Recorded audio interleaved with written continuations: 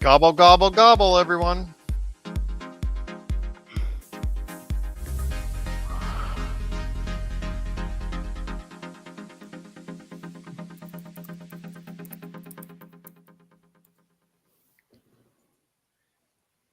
And we're back with another episode of the Lakers Fast Break podcast. It's Gerald Glassford coming right back at you here from Lakers Fast Break, Pop Culture Cosmos, where we cover the latest news and trends in pop culture each and every week, twice a week, wherever you get your podcasts.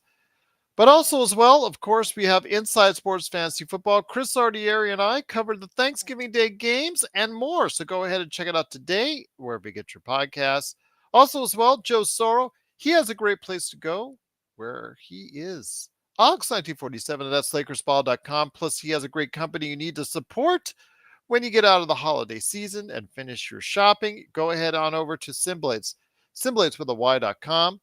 Also, as well, of course, go ahead and check out the Lakerholics. You know, Laker Tom is not exactly thrilled right now because the Lakers lost in the last few seconds due to some mistakes. So he'll let you know how he feels, along with Jamie Sweet and his 5 Things articles. Go ahead and check them out today at Lakerholics.com. Our good friends, Lakers in 5, Empire Jeff TV, John McCallion, who is part of our playback.tv/Lakers Fast Break, and Daniel Berry Sports Highlights. Go ahead and check each of those great YouTube channels today, wherever you get your YouTube channels, and subscribe. And speaking of subscribing, please subscribe today to get the latest notifications on when we go live on the air with the latest Lakers Fast Break podcast. Well, tonight, as I said before in the pregame, it was going to be a tough one for the Lakers, back-to-back, with the second of the back-to-back home games against a much tougher than, I guess, opponent than the first game in the skid. So when it came down to last week, we saw what happened. Sacramento beat up on the Lakers after they had a great game against the Grizzlies. And last night, we obviously had a terrific game last night, finishing off a over 30-point win. But unfortunately, coming back today against the Dallas Mavericks, a team who's kind of been up and down the season after a hot start. But the Lakers came in, it stayed sort of close for a little while, but then the bottom dropped out in the second and third quarters, where they were down by as many as 21 points. But in the fourth quarter, they came back strong. But Joe said it himself as they were coming back. Joe said, you know what? They'll probably only get to 5 points, and then that'll be it. They did better than that. They actually took the lead late in the game. But it ended up being as what everybody calls a fake comeback, because the Lakers, unfortunately, with the lead, did not know what to do with it. Unfortunately, made mistakes. LeBron, in the last 30 seconds, took an ill-advised three-point shot and made another ill-advised pass to Anthony Davis that got intercepted.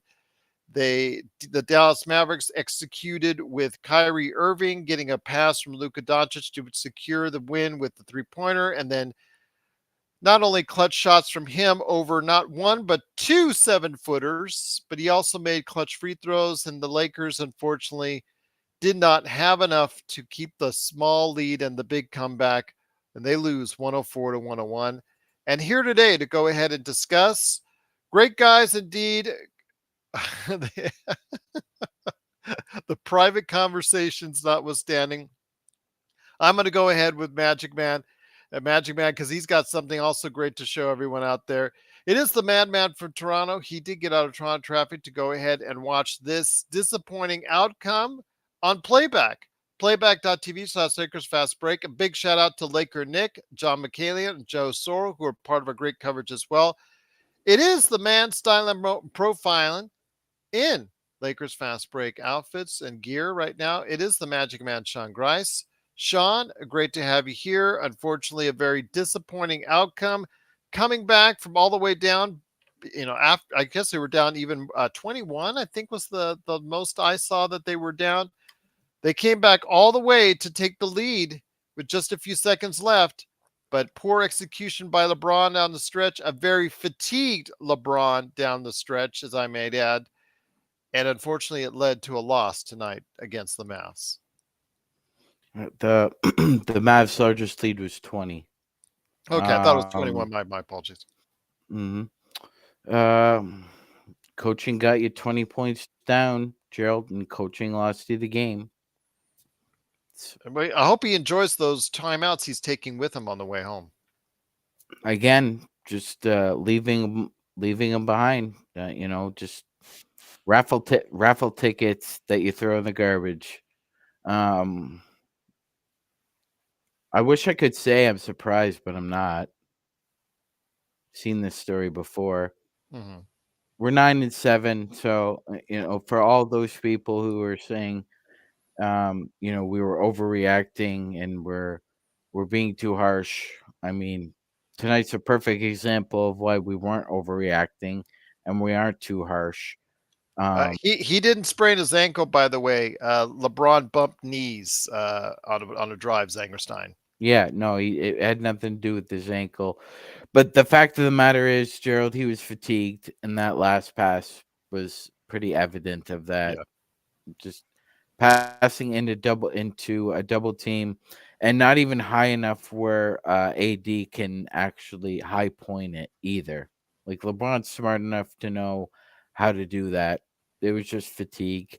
Um, just goes to show you, Gerald, they tried to pull this rabbit out of the hat last week against Sacramento, and they tried it again. And it's fool's gold. It is fool's gold, especially with this coaching staff. It's just bad coaching overall. absolutely. They had the lead and should have executed better down the stretch. Should have recognized the fact that LeBron was fatigued and tried better options. Take another timeout. You actually had timeouts that you could have taken, and unfortunately chose not to do so. And Gerald, comes it down was to decision making, it and was that's also unfortunately. yeah, and it's also fatigue as well. Jackson Hayes missed two critical free throws in the Yeah. fourth quarter. Well, they were not LeBron good. LeBron missed two critical free throws. At one point, the Lakers were 1 of 6 from the Yeah. free throw line during the 12 and fourth 19 overall. I quarter. just wanted to add that in there. I didn't mean to interrupt you, my friend. But Yeah, yeah, no, I'm absolutely. just that's free throws are repetition and more so mental fatigue than anything else. So uh, lose points there. You lose points for the fact that you completely left your men open again from the 3-point line. Again, Joe, we talked about it before. If this game got, you know, if you got into a mud fight with them at this pace, you should beat them. Yeah. They shouldn't win the they shouldn't win this kind of game. With a Kyrie offense and a Luca offense, they're usually pumping at around 120, 130. So if you're holding them to less than 110, you should beat them. The defense was pretty sound as far as today. You can't say too much about that. Max Christie, again, a liability on the offensive end, but still, he played acceptable defense at times on Kyrie Irving. For him to go out there in the start ahead of Cam Reddish, who's on a day-to-day status, but unfortunately minus 19, so the team didn't perform well when Max Christie was in there, and still can't find a shot from outside. So he isn't helping you stretch the floor, but give the kid so a little bit of credit for trying against what again was a tough assignment for him and Kyrie Irving. But for today, Joe, also as well, before we get into your announcement, Magic Man, here, I'm going to go ahead and bring it over to Joe here in a sec. I want to go ahead and mention some of the performances that were done today's game. Anthony Davis, we talked about Anthony Davis in and out, inconsistency, inconsistent, and we needed a better performance from him tonight. Didn't quite get it. 10 points, 14 rebounds, only one block shot. He also looked fatigued at times. Torian Prince, much to Adams and a lot of people's ire out there, including my own. 14 points for him, 6 of 10 shooting, 2 of 5 from beyond the arc, plus 17. So he did have an acceptable game. Tried also playing defense on Luca quite a bit of stretch of the game as well. LeBron James, back to back, you knew it was going to be tough for him. 9 of 19 shooting, 26 points still, 9 rebounds and 7 assists, only 3 turnovers. D'Angelo Russell, 15 points, and Austin Reeves, 17 points. Hashimura only gave you 9, and Christian Wood and Jackson Hayes gave you a combined 3 points, and that was pretty much it. But also here today, talk about today's game. Good man indeed. It is Joe Soro, a great part of our playback.tv/Lakers Fast Break live coverage. It is, of course, Joe Soro, Ox1947 at LakersBall.com. You called it, my friend, a fake comeback. It was going to be, and a fake comeback it was. The play of the game in the negative was 102, 101. And you just got a rebound and you have the ball. And you get a score there, then you likely close this sucker out. I'm sorry. It was 103, 101. Was it 103, 101? They were up by 2. Mm. Right? 103. Was it 103, 101? No. Anyways, they were up by 2. Sorry, guys. I'm trying to control the boil right now. I didn't want to just start blurting out expletives right now. It took every ounce of energy not to. They were 101. Thanks, Jordan. They're 101-99. You have the ball. You have the momentum. This is the part. These parts right here in the game is why you practice and why you have plays that close games out when you don't need to have all the pressure on you. This is a pressureless situation now because you're up 2. You score here on some of your mainstay plays, and the game likely is over. Instead, what happens? What happens? Austin Reeves is in the right corner and dribbling around like he's doing some kind of juggling act. Then he gives the ball to LeBron. He shoots a 3 and he misses. AD's basically going back. AD is essentially Tyson Chandler on this team right now in 2 out of every 4 games. No disrespect to Tyson Chandler, but we're not paying Anthony Davis $60 million a year to play like Tyson Chandler. We need him to play like Anthony Davis. For the record, Tyson Chandler has as many championships as Anthony Davis, and he also is a former Defensive Player of the Year. Just saying, Joe. Yeah, that's a good point. So where this falls on an entire team is you do not have a single play that you can rely on that can help you other than LeBron getting to the hole. If LeBron isn't getting to the hole, you're saying Hail Marys that he makes the shot, which is a stupid, lousy way to play basketball because obviously AD's shot is shot. Austin Reeves is finally getting out of his funk. It's very similar to last year. He's getting out of his funk. He's getting better. Okay. And then, of course, we don't have anybody. D'Lo doesn't show up at the end of games. Rui doesn't show up at the end of games. Taurean Prince got out of his little funk. Congratulations, Taurean. You did help us come back here with some timely shots.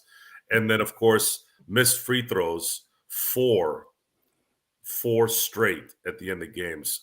You're shooting, what was it, 63% at home at the free throw line. And if you make 3 of those, 3 more of them, you probably win this game. And that's the bottom line right now. That is what's going on with this team. They are not doing the little things.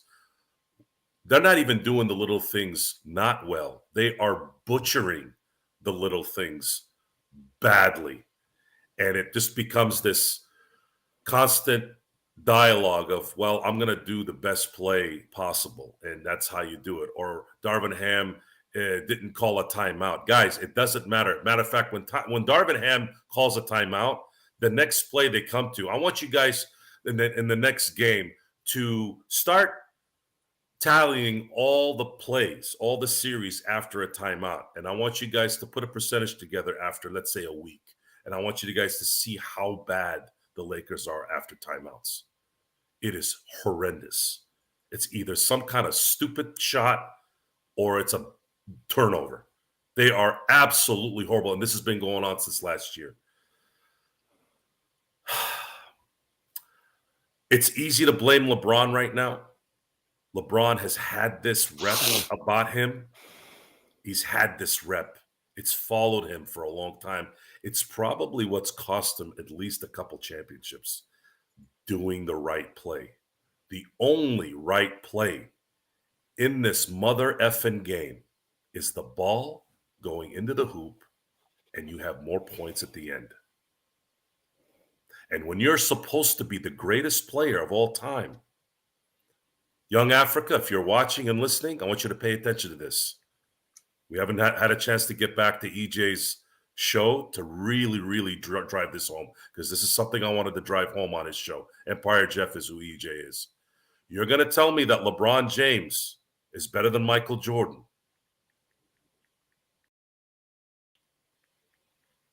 Michael Jordan would have won this game tonight, even in his 40s. How do I know that? Because I saw him do it over and over again. Even in Washington, he was doing it. Okay, so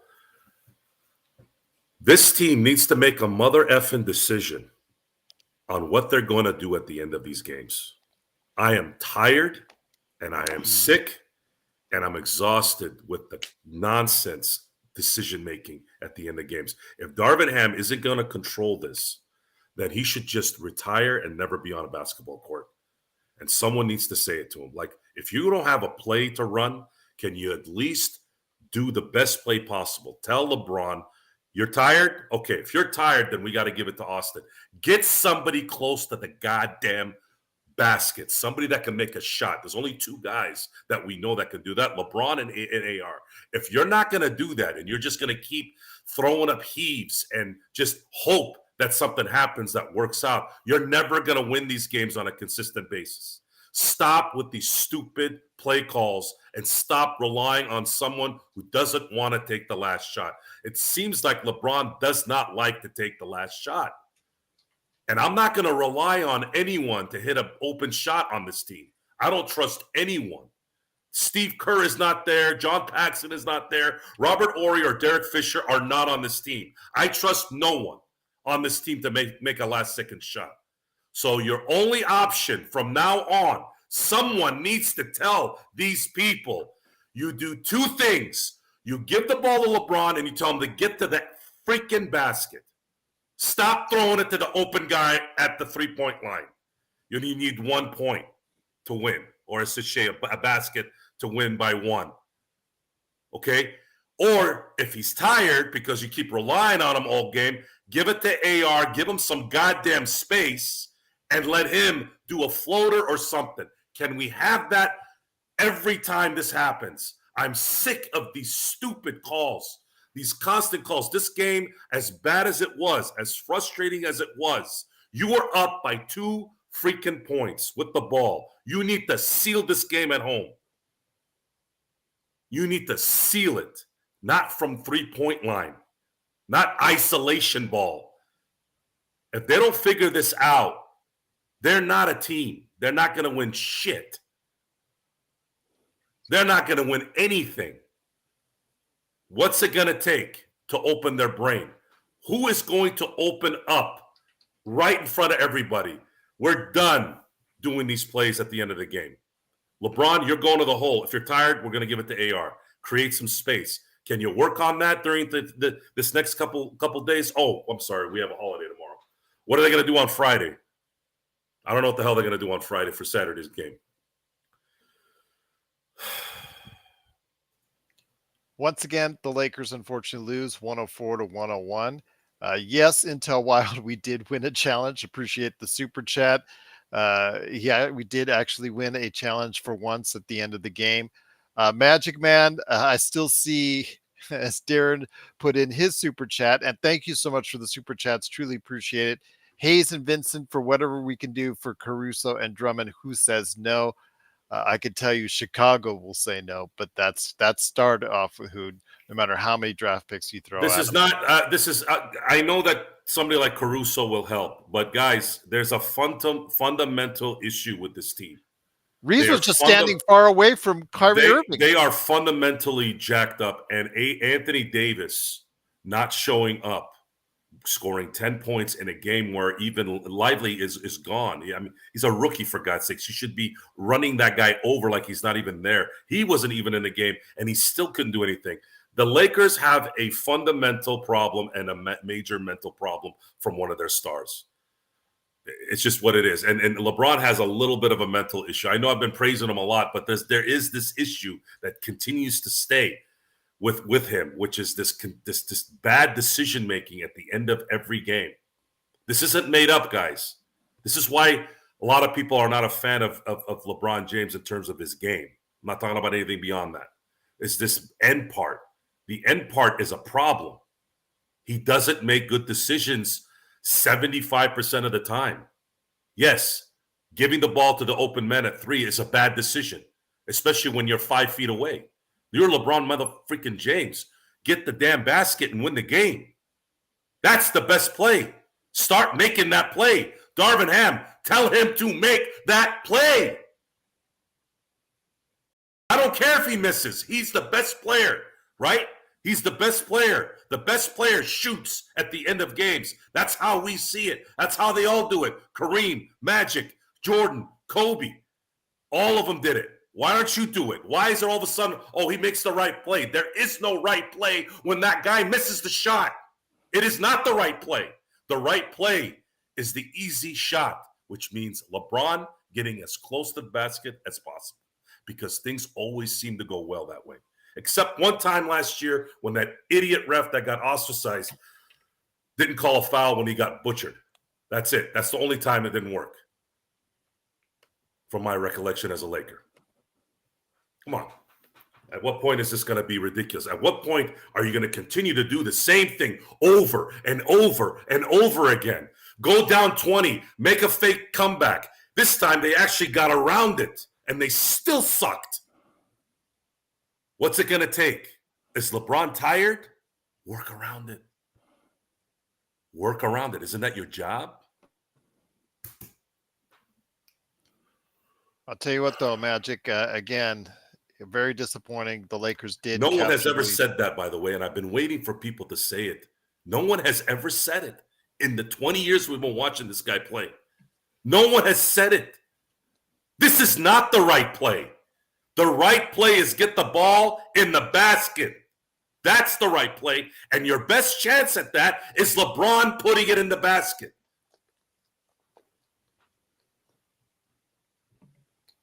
Magic Man. Again, I can agree with Joe on all his assessments. Just mistakes down the stretch. A lot of it due to fatigue. You could see with LeBron should not have put up that ill-advised shot with 30 seconds left. Missed free throws. I can agree. I can agree with most of what he said. Not all of it, but most of it. Yes. Joe would say he's tired. That's who, Riddell. So you're saying nobody's going to go up to LeBron and say you're fatigued? I had an option after that. If LeBron is tired and he can't get to the hole, okay, he's in his 21st season. I'll buy that a little. But can we have a play where we have a chance? Can we have a play where we have a chance at a good shot? Can we do that? You do have Anthony Davis down on the block. Also, by the way, can you use Austin Reeves and give him some space? Can you devise one freaking play where that guy gets a little bit of space so he can get to the paint and then figure out a way maybe to bring in the second defender, and then AD can get an offensive rebounding and maybe make the shot? There's 100 ways you could do this. Why don't they do it? No, they got to shoot a 3 with 2-3 seconds left on the shot clock, because it keeps happening. It keeps happening. It's not one of those things where they had a play and the Mavs play unbelievable defense and that's how it played out. It doesn't work out like that. We watch every game. It's always dribble, dribble, dribble. Just wait for the clock to get down and then start figuring out what you want to do. There is no cohesion in any of this. It's freaking YMCA ball.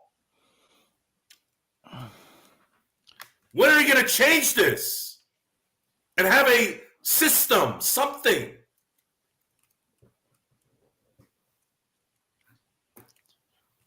Magic Man, I'm just going to say again, very disappointing outcome. The Lakers didn't execute down the stretch once they had captured the lead, and it's just something again where you had the momentum and just blew it. Absolutely blew it. Again, you've got to go ahead and talk to LeBron about making better choices if he's fatigued. You got to be a coach. That's what you're being paid to do. Rodell says, "Oh, who tells LeBron this?" Well, if you've got the stones as a coach, if you want the money to be paid to you as a coach, you got to understand the game. You got to understand and know your players. You got to understand what happened last week when the Lakers played back to back. I mean, it's not like you have to go back far in the memory bank to realize that LeBron and AD get tired really, really, really a lot, on these back to back games. So you got to do something better in your offense, execute better, plan for something better, take more timeouts down the stretch in order to compensate for that fatigue, Magic Man. Mm-hmm. You would expect the coaching staff to be able to compartmentalize many different things, Gerald, including minutes played versus effectiveness versus usage rate. It's pretty simple. It's not complicated. This isn't taking a group of men, putting them and women, putting them in a small confined rocket and sending them out in outer space. You're coaching a basketball game. Don't try and overcomplicate things, right? Um, But that yeah, being said, yeah. that being said, I mean, I can hear people talk till the cows come home about movement and this and that. The fact of the matter is that when everybody starts moving, the other team has brilliant coaching, brilliant scouting. Have smart players as well, and they won't let LeBron or D'Lo or Austin Reeves reverse anything. That's pretty obvious, Gerald. Is that Ham needs to coach with both sides of his brain, not just one. And Rodell's not using his because we're not asking. And thank you, Intel Wild, for the super chat. I'll make sure that Joe, he would pay big bucks to meet Joe, to see Joe meet Ham and Newsom in person. But Rodell, it's not about whether or not he's tired or not. If he's tired, you don't necessarily have to go ahead and force him to do everything. There's a thing called a decoy, so you just sit in, if he's that fatigued and you can tell he's not going to make the play that you need him to make, you don't have to sit him on the bench. Like Rodell, honestly, brother, There are honestly, you five you players on the you court. don't kn- you do understand there are scientific studies that point to a big difference between fatigue and making critical decisions and being relatively focused and making decisions. Fatigue affects your focus, man. All right? Affects my focus, Gerald's focus, his focus. It affects LeBron's focus too. This man is flesh and blood, Gerald. But it's about it. But Well, hold on. He's no, made my fault. himself Sorry, look like sorry, a my fault. cyborg. No, it's all good. He's made himself look like a cyborg for almost 20 years. The fact is he is a heart beating flesh and blood man, and he's prone to fatigue, and that's what happened tonight. And Darvin Ham should have been on top of that right away, Gerald. And being on top of that, Rodell, doesn't mean sitting him. It means taking the ball out of his hands. And you know what? As a coaching staff, you are perfectly well within your rights, as you should be, to do that. And LeBron is not, as a superstar. You're not going to go ahead and just recognize. You think you can still make every hero play himself. As a coach, you have to recognize that if he's fatigued, call extra timeouts or run other plays that you have four other players on the court that can make plays or that should be able to make plays that late in the game. Rodell, I respect, bro, but are you serious right now? You expect somebody to roll up on LeBron on the court like Austin Reeves or D'Angelo Russell and say, "Bro, you're tired. Give me the ball." You know what he would say to that? You know what he would say? He would tell you to get the out of my face and go sit on the bench. He would literally bench you if you did that. You do not tell him anything on the floor, brother. If you're one of the other 4 players, not gonna happen. Nobody would dare do that. Rel, thank you so much for the super chat. Truly appreciate it. He says, here to support, fellas. We don't have to our show tonight, but I will say AD got to do better. 10 points. Yeah, absolutely. Rel, you do a great job. Keep up your great work on your show. Absolutely. Yeah, 10 points from AD. Joe, Rel said it best. 10 points from AD. And thank you again for the super chat. 10 points from AD. Really disappointing, Joe. I mean, yeah, I know it's a back to back. He's 30. It was mentioned in the chat. He's 30. He should not be affected this much by playing a back to back. No, this team was not. This again, the fatigue factor would make more sense if I hadn't seen the ending of this game as many times as I have seen it. This was not a game where I'm like, oh my God, LeBron was done. Like there was no way you could finish this game. This is exactly how this stuff plays out 9 out of 10 times, and I'm tired of it. Okay, you're not figuring out how to devise some kind of a play at some point that can help your stars get into perfect positions for games like this. Okay, they're playing well. Okay, they're sticking on you. Unlike AR, what the hell was he thinking sagging off Kyrie Irving on that shot? Where's the thinking of that? Remind me of Rasheed Wallace when he sagged off Robert Horry in 2005 and let him hit that 3, which eventually ended up costing Detroit back-to-back titles, in my opinion. You don't make these mistakes. You cannot make these mistakes in these games. You got to focus. You got to know who you're guarding, who you're playing, which is sad too, because I thought Reeves played fairly decent defense on Kyrie. He was staying in front of him a couple times.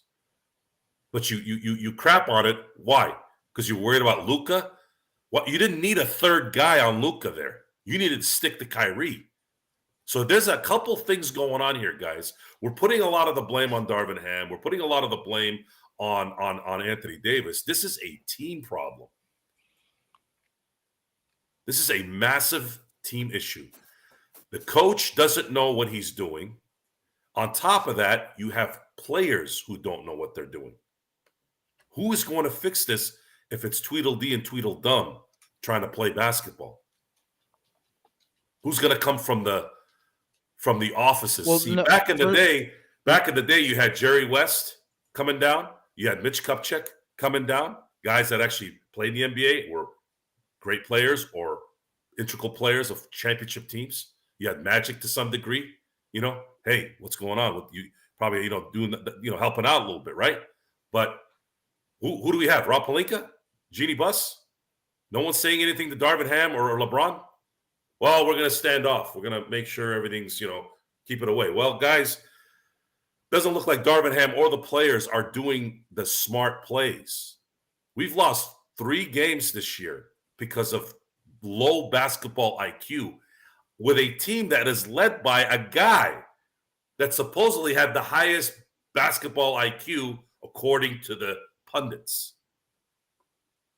Guys, I'm about the results. The results right now at the end of games is atrocious.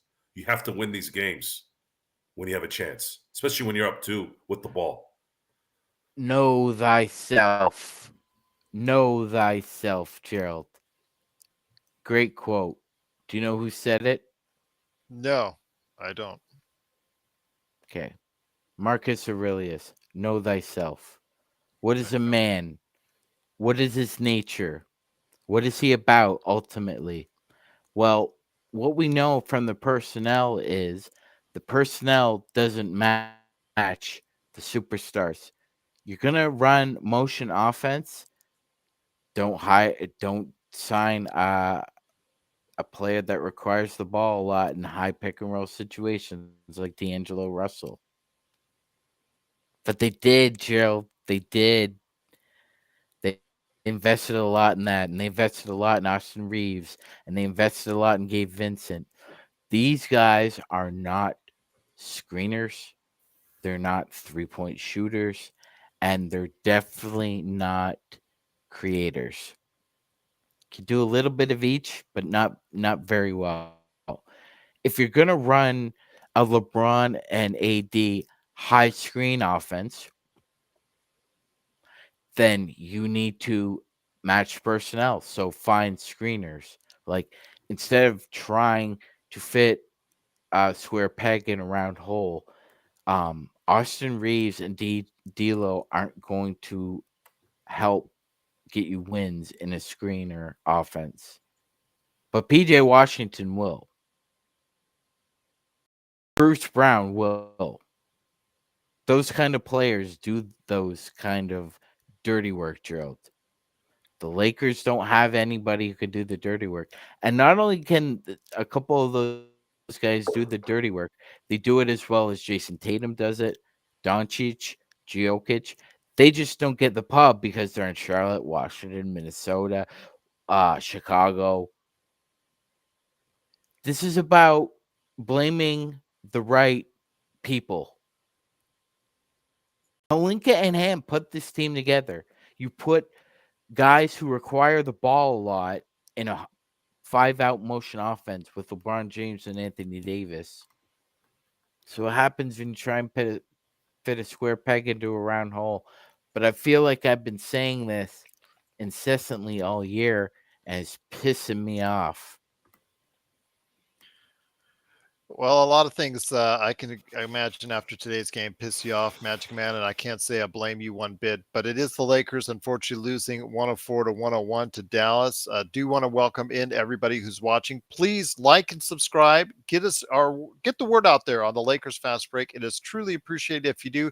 Magic Man, I want to hold off on that major announcement if we can for today, because I know that it's not greatest of moods. Everybody, I want to catch everybody in a good mood for that major announcement that you got coming up here. So I want to hold you off on that. Plus, I've got a question I got to talk to you about on that off the air when it gets a chance. But when it comes to the Lakers, Joe, again, a disappointing effort from AD. I know that the starting lineup had to get jumbled because Cam Reddish was out of the lineup with a left abductor strain, so he's on a day-to-day basis. They said it was not as serious as they once feared. So I guess that's good that he will be coming back sooner rather than later. But obviously, him not being out there at the time, maybe he could have played better defense and spotted out there a little bit farther against Kyrie Irving on that three-pointer. But I will say this right now, my friend. I think right now, AD, the free throws and AD just not getting it all today. Plus also as well, having Max Christie out there not shooting well, being a minus 17. Those factors, I think, really came down to the reason why the Lakers lost today. The Lakers lost the way they lost today, like they normally lose. They usually lose because AD is non-existent. LeBron makes terrible decisions at the end of the game, and Darvin Ham doesn't know how to devise a play to save his life. I think that's something we need to start really, really understanding until this changes. This is who they are. As far as quoting old legends, Aristotle said, "You are what you repeatedly do." And what the Lakers do repeatedly is don't run very well executed set plays, are not focused for 48 minutes, and seem to butcher the end of the game plays to win games more often than not. This is who they are. And it's something we need to accept. And I think a lot of what happened last year might have been a circumstance, call it what you want. But as soon as the Lakers played a coherent team, they got smoked.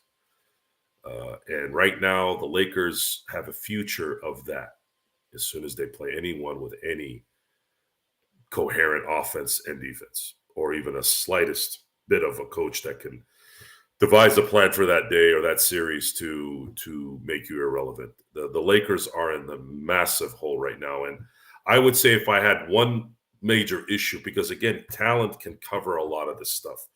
If AD does not start playing every game like it's his last, they're not winning another championship with him on the team.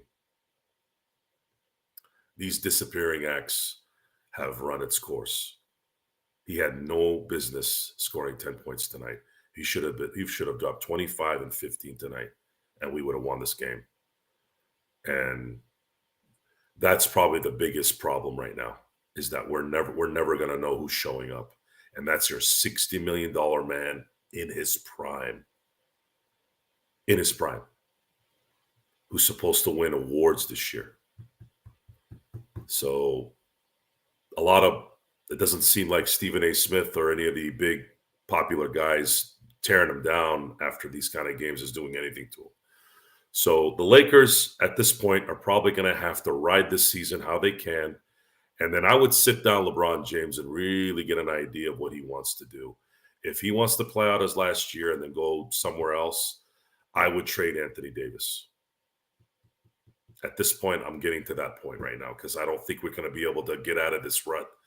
Well, you remember you had said, Gerald, I'm on that AD train. I'm staying on that AD train. Gerald, I think you should get back on that AD train. You've been loyal to AD even longer than me, so I can't say I blame you. When you want to get off that train, that's saying something. That's absolutely saying something on AD. That train ends after the 2024 season.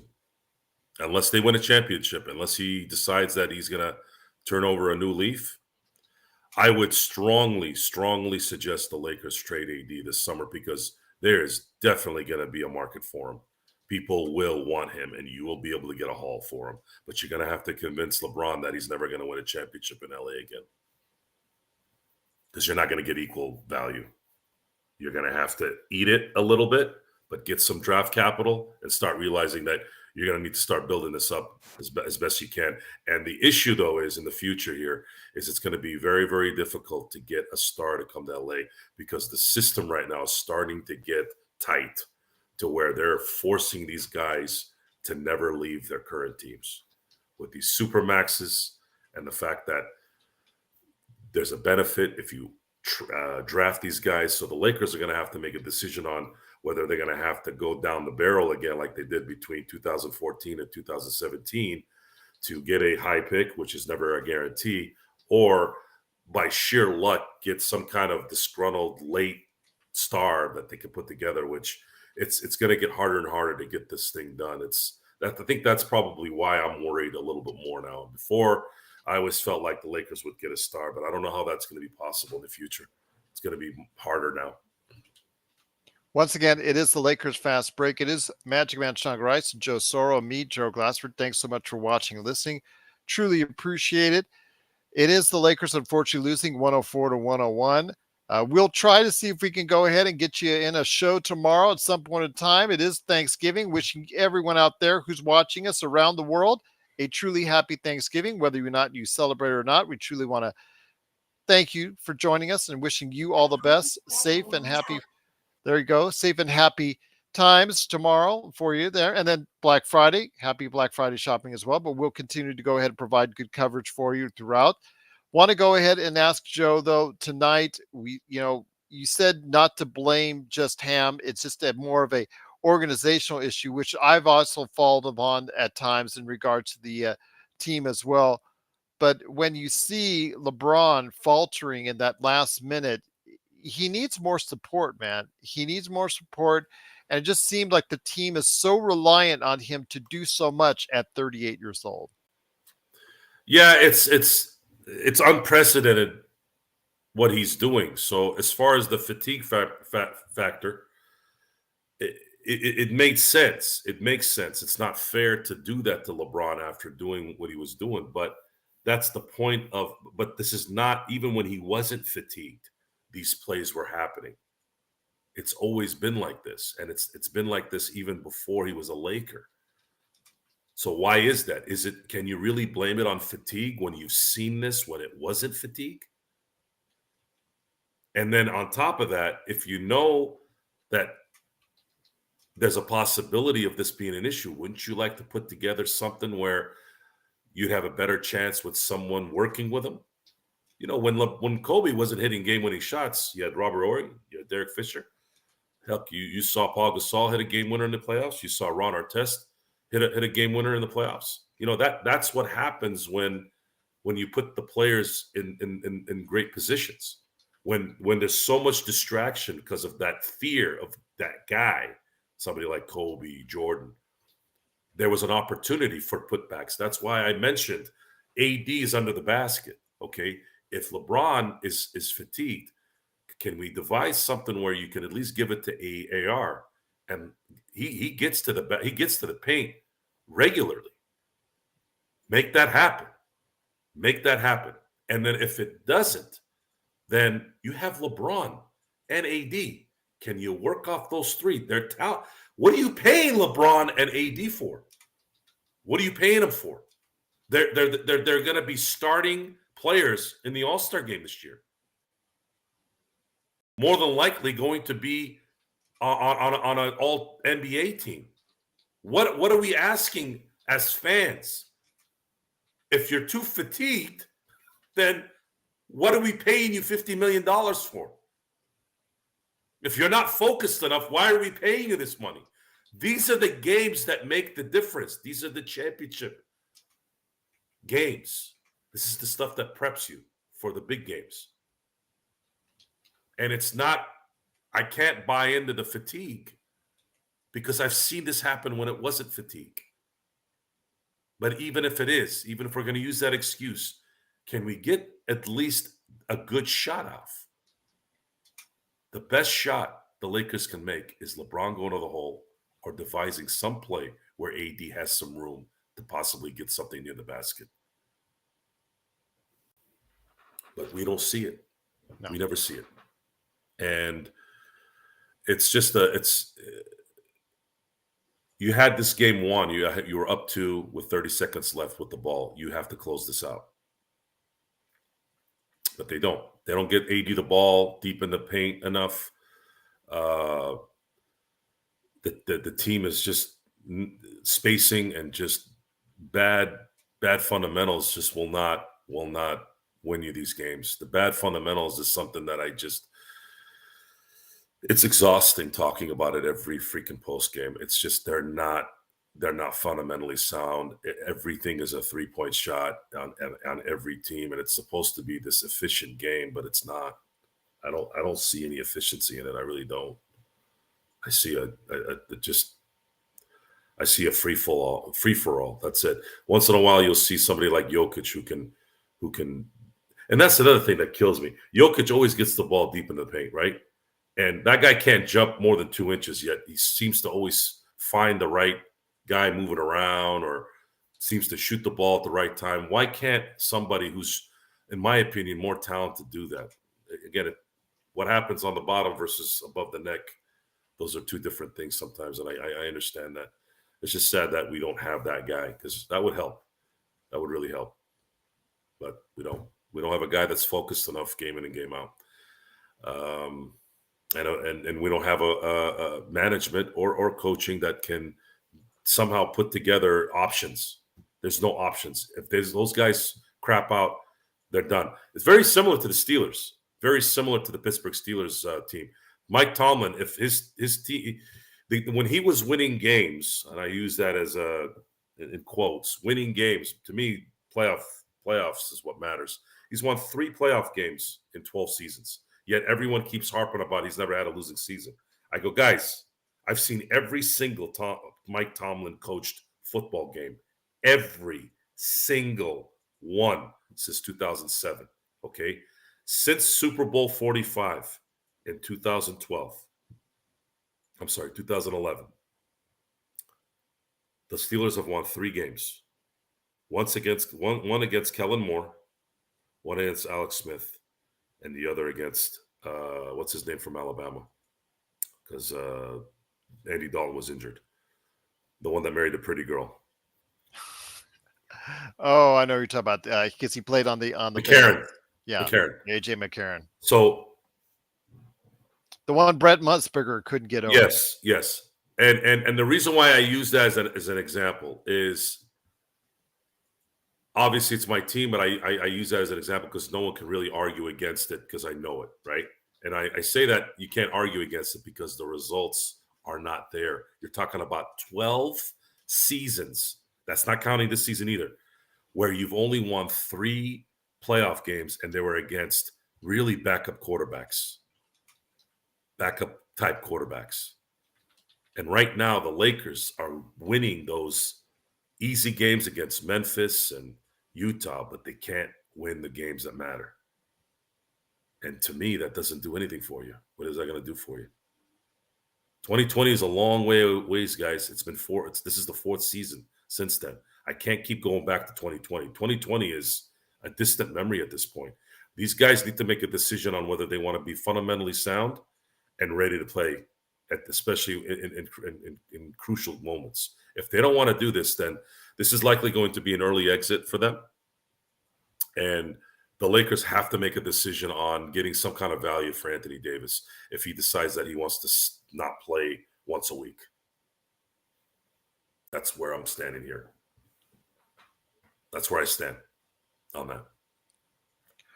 Once again, it is the Lakers, unfortunately, losing 104-101. Again, we're going to try and do what we can to have a special show for you on Thanksgiving Eve, and then also as well, Thanksgiving night, I should say.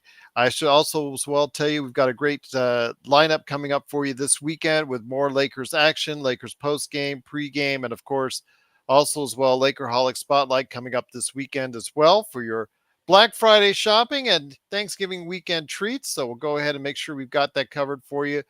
But Joe, my friend, I think, in honor of what's going on with Thanksgiving, I don't want to make it an entire turkey performance today. I know we're all upset in regards to the Lakers, but a lot of people are looking forward to hearing what you have to say on tonight's game and the thoughts on that. But any kind of positives we can get from the game as far as it's concerned. I mean, the fact that they came from so far down, obviously, they do have the manpower. Just why couldn't they put it together for 4 straight quarters and always had to go ahead and find themselves coming uphill? It's a focus issue. They're not a focused team.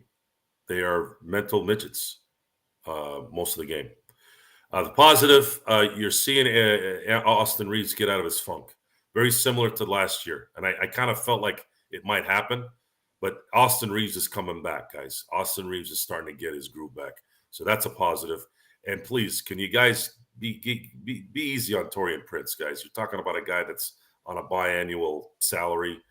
This guy wasn't even part of the equation until he got here. I mean, he's doing his best, okay? And I if he was getting paid $44 million a year, that'd be a different story. But Taurean Prince is a role player who's not going to be shooting 45% from three-point line every game. It's just not that. If that was the case, he wouldn't be a Laker. He'd be making $20 million a year somewhere.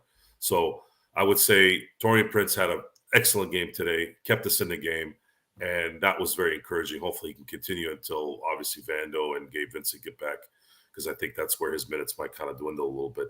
Max Christie didn't play too bad tonight. I don't think he played that bad. I thought this was his first start. He played okay defense on. This was his first start, right? No, I think he started last season. He might have started 1 or 2 games. Okay. Well, I'll tell you what. He made some good shots. Let's just put it that way. He was 1 of 4 from 3. Although that actually improves his 3-point shooting. Yeah, I mean, again, I think he didn't look bad. There's guys that play that look bad. There's some guys that play that show something. And I thought I saw something with Max Christie. So that's kind of where I am on that. Would have liked to have seen Christian Wood do a couple more things today, and even Rui to some degree. But they didn't surround Max with a lot of help because he was a -7 on the day. Going back to what I was saying, guys, at the beginning of the year, okay, it's very difficult to ask a player to be consistent when they're only playing for 20 minutes. There's only a few guys, especially when their game is predicated on offense versus defense. So Rui is not a defensive guy like, let's say, a Caruso or a Marcus Smart. He is an offensive guy. Same thing with Christian Wood, his offensive guy. You can't rely on those guys to be consistent game in and game out and playing integral parts during the game without them getting into a rhythm offensively. In the Golden State game, the reason why, and in the Memphis series, the reason why Rui bursted out is because they needed his offense in those 2 series desperately. So he got a lot of playing time. In this situation, you have a little bit more. You got a few more offensive type players on this team, and you can only give out so many minutes. And I don't know what they're gonna do to wake up. My instincts tell me they're not. My instincts tell me They're going to continue to rely on LeBron until he breaks, because AD decides that he wants to take a break once a week, maybe twice a week sometimes. That can't happen. If AD covers up a little bit tonight and scores 25, 20, let's just say 20, we win this game. Imagine if we had a play that we can rely on for AD to get a basket with 30 seconds left. Imagine. You're telling me that you can't put together some kind of play for arguably the best big in the league next to Jokic and Embiid? You still haven't figured that out. This guy is talented, guys. This guy is a Hall of Famer in his prime. What is the problem? Is he really the cowardly lion?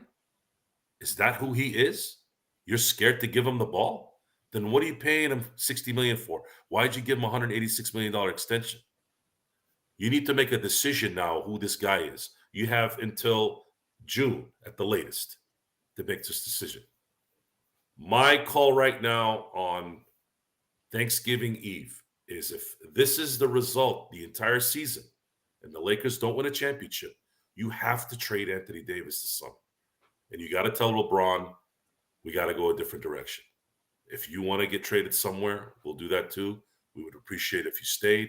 We'll try to get a haul for Anthony Davis that at least set us up for the next year. Probably won't win a championship, but then at least gives us a chance to rebuild right away. Because I'm done. I'm done with this Anthony Davis thing. I gave it a year and change. I'm done with it. I can't do it anymore. I am expecting Anthony Davis to not come through now every game. And when he does come through, good, great. What's he going to do tomorrow? What's he going to do in a couple of days? That's going to be the first thought I have. And LeBron James, I feel for you. And I know I'm criticizing you a little bit at the end of the games, but that's because that's what you've done your whole career. This is not just, again, the last few years. So you as a great player, I should say this, but all-time great, right? You need to decide on what you want to do. And I'm going to tell you right now, that correct play BS, despite what some of our people have been saying, despite what LeBron says, and I know if Darvin Ham and LeBron listen to me talk, they'll look at me and go, who the hell are you? Why are you here? You don't know anything about basketball. You're some idiot in a room talking on a mic like everyone else. It's exactly what they would think. And my response to that would be, then why don't you execute the simple plays? You're LeBron James. You're supposed to be you self-proclaimed greatest player of all time. You are one of the greatest to get a basket at the hoop. Why aren't you doing it? Why are you passing the ball when you're 5 feet from the basket? You tell me now. You answer that to me. Why would you throw the ball when you're 5 feet from the basket and you're LeBron James to a guy who's 23 to 25 feet away? Tell me how that's a smart basketball play. Explain it to me. If you're passing to Steph Curry, okay, I'll give you that one. Ray Allen, okay. D. Fish, okay. You don't got any of those guys on this team. So now what? But at the same time, you can't call yourself the greatest of all time. I'm sorry. It's part of the unwritten rule. The greatest of all time, the players that were iconic, take the last shot. And you have the easiest one. You don't even need to do the jump shot. You can get to the hole. And if somebody sags off, aren't you supposedly the best point guard of all time to some people? You got AD there, don't you? Do a lob, something. Are they going to collapse everything and make you throw it backwards to Austin Reeves? Are they really going to do that? Maybe if the guys moved, they wouldn't have a chance to do that. Am I an idiot on some seat in the middle of nowhere not knowing basketball? Why aren't they doing it? I don't know. I don't know why they're doing it. Am I making it too easy? Is the pressure getting to them? I wish somebody would answer it to me. I don't think it. I think the attempt should be easy. Can you at least attempt it? But they're not. They're just throwing a isolation three. How is that smart basketball? You tell me. You guys have been they've been in the NBA for 20 plus years. They're the freaking pros. Explain to me how you're going to make it make sense to me, some nobody, that an isolation 3 when you're up 2 is the right call at that point. Or a pass to Cam Reddish, who couldn't even stay on teams, is your best option when you're LeBron James. You're never going to win that argument when you sit down and you look at logic. You'll never win that long. I don't care how long you've been in the NBA. I don't care who you're coaching. You can't convince anybody who's got any idea what logic is that that's the right call. Once again, it is the Lakers, unfortunately, losing 104-101. Magic Man in the chat, truly blessed to have a great guy like him on the show as well, along with Joe Soro. Thank you so much for watching, listening. Truly appreciate it. Go ahead and make sure that you stop on by as far as shopping this weekend for our Lakers Fast Break merchandise store. It's in the description below. Also, as well, Magic Man, as soon as I can get back on here, he does have a special announcement to make. So cannot wait for him to go ahead and share that. It's actually something good, something really good and positive for him. And I wanted to make sure it was said on a day where everybody's actually in good spirits. So basically want to go ahead and make sure that he has all the time to go ahead and say that as well, as far as what he wants to share. So looking forward to that. But once again, it is the Lakers, unfortunately, losing 104-101. Appreciate Joe and his thoughts, everything as far as what he said. And cannot thank him, Magic Man, Nick, and John McCallion was there tonight on playback.tv/Lakers Fast Break. Derek, happy Thanksgiving to you. And again, from all of us here, even if you do not celebrate Thanksgiving, we hope that your day tomorrow will be safe, filled with love, filled with family, and happy and good tidings to each and every one of you. We'll be back tomorrow. We're going to squeeze in somewhere in between the turkey, maybe later on tomorrow night. We'll squeeze in an episode of the Lakers Fast Break for you. We're committed to doing this around the clock, around the year. We're going to go ahead and make sure we get it done for you. But it is Joe Soro and me, Gerald Glassford. Thanks so much for watching and listening. We'll be back tomorrow. And, of course, this weekend for all the upcoming games, we'll get you prepped. We'll get you going. The Lakers are 9-7, but yet they're still obviously better record than last year. We got to look on the bright side. So things hopefully will be looking up. Hopefully Vando's getting closer to being back on the court, so we can take care of that as far as maybe replacing Prince in the starting lineup. Hopefully Reddish will be back in the starting lineup, pretty soon. We can get him into the starting lineup to play a little bit better defense and stuff like that. So hopefully we can go ahead and get things going here on the Lakers Fast Break. So for Joe Soro, it's Gerald Glassford. Thanks so much for watching, listening. Intel Wild says happy Thanksgiving to everyone except the Celtics fans or the Toenail Clippers fans. Truly appreciate all the super chats from you, Darren, everybody else, Rel as well. And obviously Intel Wild said, the thing was, Joe, Intel Wild commented on AD. He said he got drunk because he played the drinking game every time AD fell down again. That's not a good habit to get into. It is a back-to-back. Any coincidence maybe putting the two together on AD falling a little bit more than usual, back-to-back? Anything to that? I think the nightmare tonight was the fact that he couldn't shoot from the left or right elbow to save his life. Or from the free throw line on his jumper. It's just not, it's everything at this point. It's everything, and it's hard to point at any one thing without blaming too much on one thing. This is a massive team issue that's going on. Darvin Ham is not coaching well. LeBron is not making the right calls at the end of games. He's doing everything else right, but he's not making the right calls at the end of games. And AD is not making any calls during a 48-minute game at least once a week. And then as far as the guys that are in and around those guys, Adam Hurley had said, not blaming some of the other guys for playing bad. I'm not going to rely on role players to make the right call at the end of games. That's not how I grew up watching basketball. I watched the greats finish these games because that's what they get paid to do. That's why they're the greats. That's what happens. Now, if we happen to get someone like Steve Kerr, John Paxson, Derek Fisher, Robert Horry that can help, sure, I'll pass to Robert Horry. I'll pass to Derek Fisher because they proved it. But we don't have anybody on this team that does that.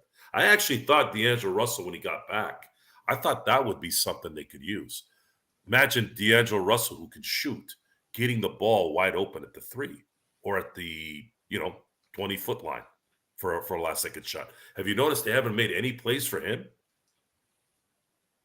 I mean, come on, guys. Think outside the box a little bit. He can actually shoot.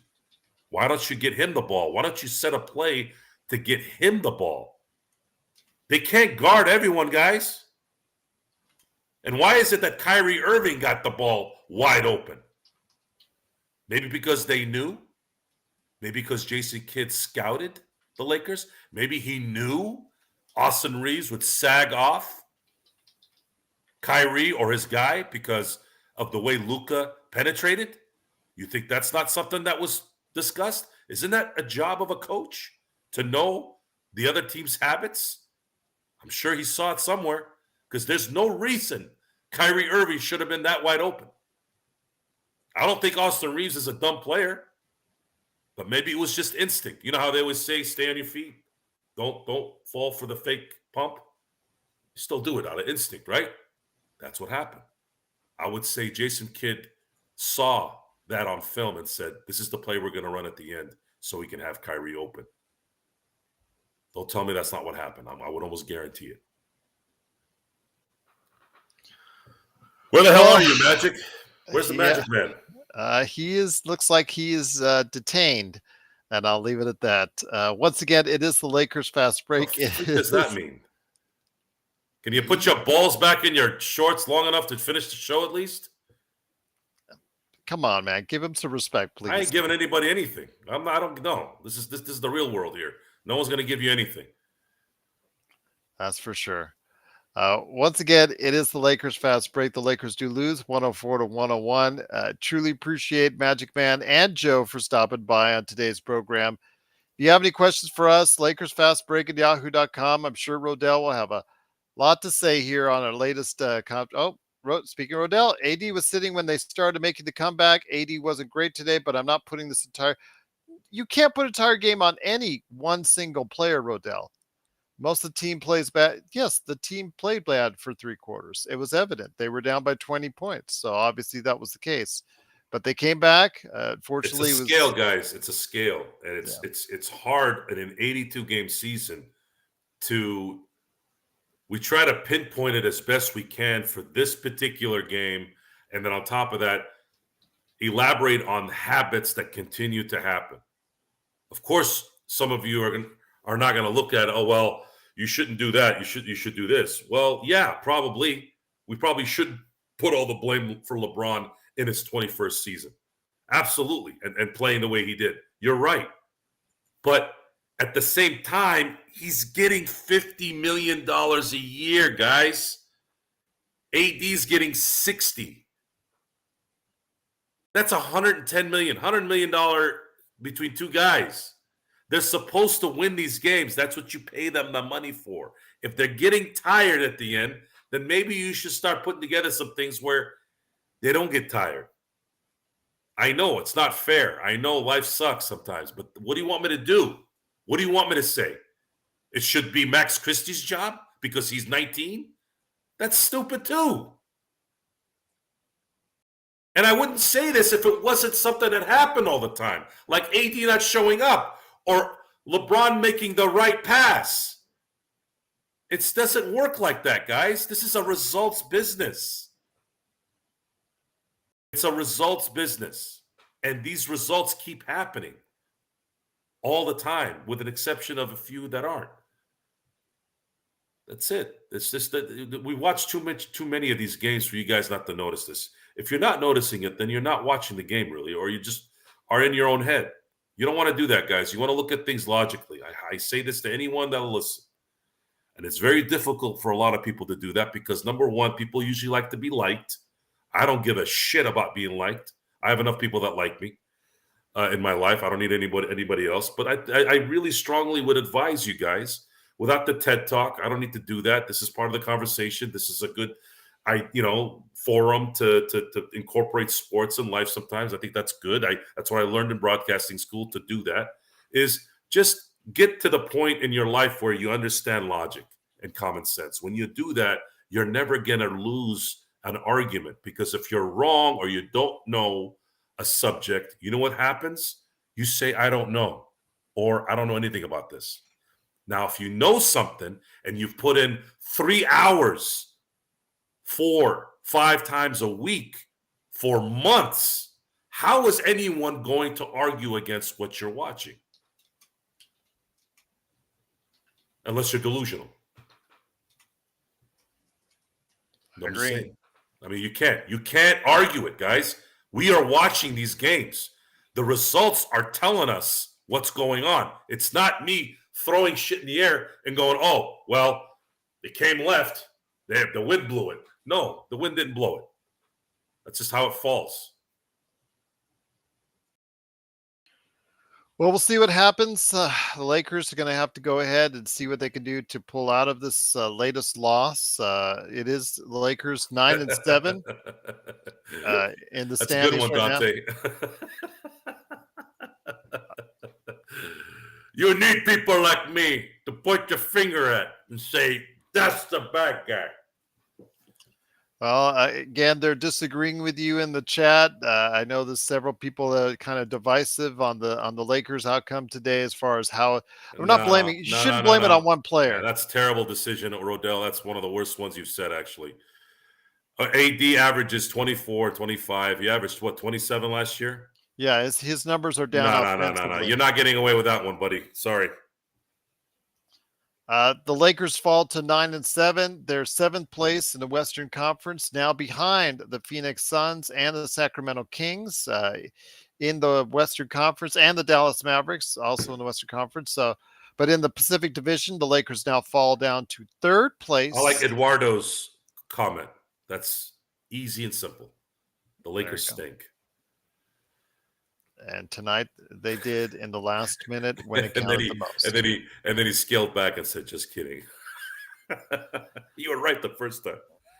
I do appreciate everyone out there, especially the Intel Wild, Darren, Rel, as far as your super chats. Big shout out to Magic Man, who was such a great part of our coverage today. Pre-game, playback.tv/Lakers Fast Break, Laker Nick, Joe Soro, John McCallion, and then, of course, right here as well, on the post game, Joe Soro and Magic Man. Just great having them here. Joe, on behalf of myself and everyone out there, I want to wish you and your family a safe and happy holiday season, my friend. Enjoy your holidays, guys. Joe and I, we go at each other, but you know what? I want to wish him and his family well at Thanksgiving. Any plans for Thanksgiving? I didn't even ask you. I was going to ask you on the playback. I already know what Magic Man's been eating lately. I know what Nick. I know what he's eating right now. Well, I stepped into that one. What are you doing for Thanksgiving, my friend? I already told everybody on playback what I'm doing. I'm getting together with fam and enjoying the holiday festivities, and then probably watching some football. Okay. Even though the games on slate. A lot of the games tomorrow are wretched, just like most Thursday night games. Hey, the Lions don't suck this year, so no, they don't. But I think the opponent they're playing, I don't know about. You don't know which one is going to show up. Yeah. That's right. Which love is going to show up today? Seriously, whoever. This has probably been one of the worst NFL scheduling, and I can remember. It seems like every game sucks. I know it hasn't helped that guys like Joe Burrow and Aaron Rodgers have been out for the season, but I just find it hilarious that the more pansy-ass rules they change to protect these players, the worse these players get hurt nowadays. I know that's probably not statistically correct, but it just feels like it, that they're not conditioning these guys well enough anymore. They're not allowed to get into the facilities after the Super Bowl for 3 months. They can't. When the old martial artists, or I'm sure some currently, when they would practice, punching through wood and glass, whatever. You got to condition that skin and those bones and those muscles. These guys are coming in unconditioned unless they're doing, with football cannot be conditioned in the offseason, no matter how much you play football, which is really not the case. They're usually working out, rehabbing. Football cannot be mimicked any other way but full speed. So the less and less they play, the more and more their bodies aren't conditioned. And then one little thing is goes this way and you're done, right? And then they blame the artificial turf, and then of course Kirk Cousins put that to bed after he tore his Achilles on grass. So yeah, so it is what it is. But I'm gonna enjoy another day with the fam, like I do every day. Cousins and uncles and stuff will be there as well. I'm sure we'll laugh and eat good food and enjoy the evening. Absolutely. I'm going to probably do a late night show, hopefully with you and Magic and whoever wants else to stop by. So we'll go ahead and talk about the Lakers some more. But the Lakers are 9-7 after 104-101 loss. They fall to third place in the Pacific Division. Now they're just a game behind Phoenix and Sacramento, but still not exactly the way you want to go ahead and spend your Thanksgiving stewing over this loss after such a great comeback indeed. But once again, it is Joe Soro along with me, Gerald Glassford. We'll be back tomorrow. Rodell says the Joker is a better offensive player than AD. I'll say he can score, but he is not a scorer, if that makes sense. You have to be a little bit of an a-hole to punish guys. He won't do it. Yeah, I mean, why does he do it a couple times and then not the third time is the question. Yeah. That's the great mystery, is if he was a pumpkin on offense and really good on defense, I'd take it. But you're paying a guy $60 million a year to show you that he can play good on offense and defense 2 out of 3 times during the week. That's the frustrating part. Either do it all the way or don't do it. Once again, it is the Lakers Fast Break. Thanks so much for joining us. Wishing you the happiest of Thanksgivings. Be safe, be with family, enjoy, and look for some good deals for Black Friday. But we'll be back tomorrow night and Black Friday for some great holiday feasts, as only we can deliver. No turkeys here, but we're dishing them out. We're dishing them out as well right here at the Lakers Fast Break Podcast.